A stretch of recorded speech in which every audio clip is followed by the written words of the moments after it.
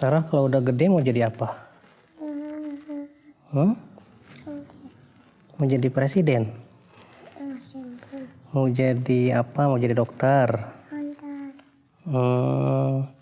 Ya. Kita terkadang ikhwatul Islam selalu bertanya kepada anak kita, nanti udah besar jadi apa? Jadi dokter? Jadi insinyur? Jadi presiden? Masya Allah, sebuah cita-cita yang bagus ya. Terkadang memberikan iming-iming kepada anak untuk mengetahui tentang cita-cita tujuan hidupnya itu bagus. Supaya apa? Memberikan motivasi.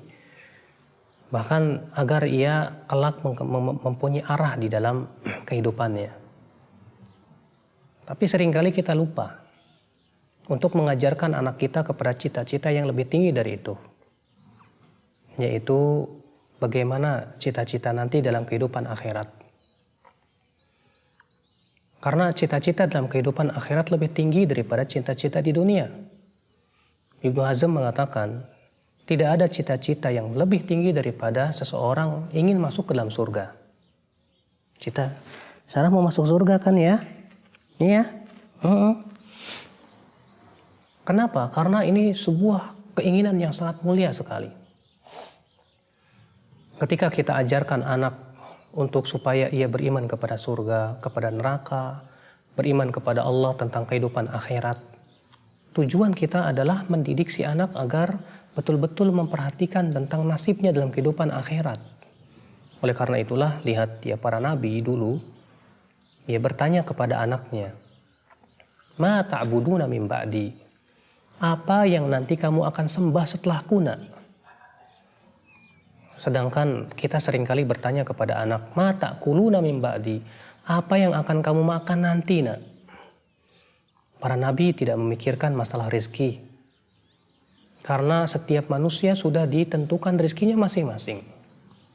Tapi para nabi bertanya kepada anak-anaknya, "Ma ta'buduna min ba'di?" Apa yang bakalan kamu nanti sembah setelahku, nak? Karena itu, ya, cita-cita yang sangat tinggi sekali.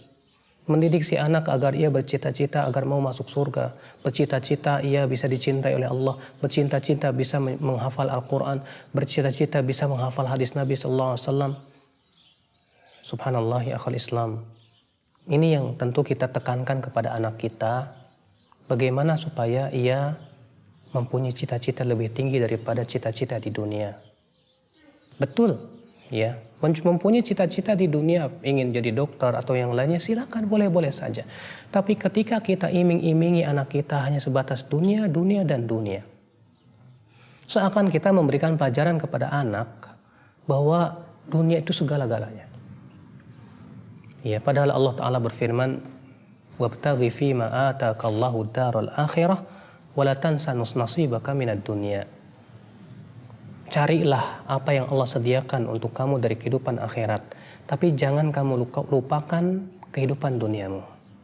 Allah mengatakan cari akhirat, jangan lupakan dunia. Kalau kita cari dunia, jangan lupakan akhirat, nak. Tentu sebuah pendidikan yang tidak benar. Karena kita lebih mefokuskan dunia dan menjadikan si anak menjadi cinta dunia.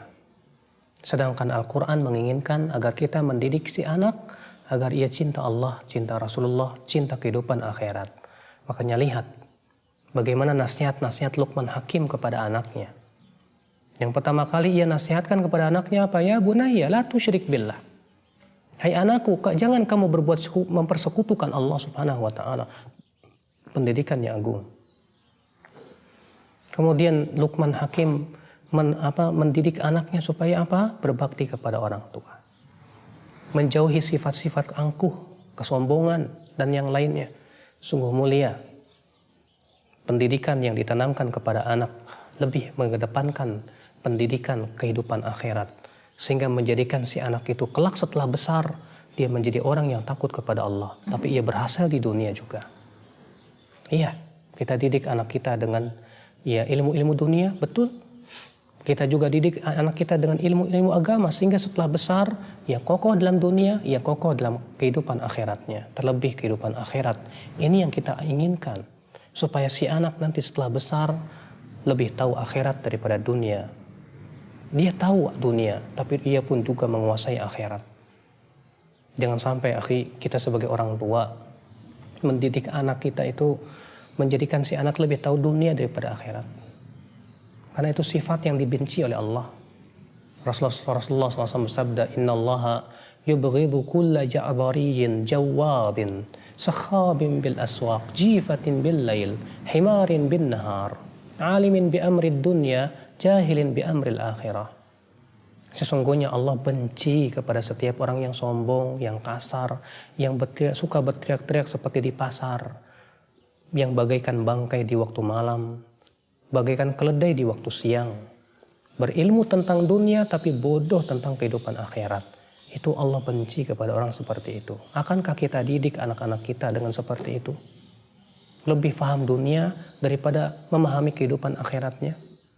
Akankah kita jadikan anak kita menjadi orang-orang yang dibenci oleh Allah Subhanahu wa Ta'ala? Kita sayang kepada anak, tapi ingat kasih sayang harus disertai dengan keilmuan. Oleh karena itu Allah menyandingkan rahmat dengan ilmu. Allah berfirman, Rabbana wasi'ta kulla syai'ir rahmatan wa ilma. Wahai Rabb kami, sungguh rahmat dan ilmumu meluasi segala sesuatu.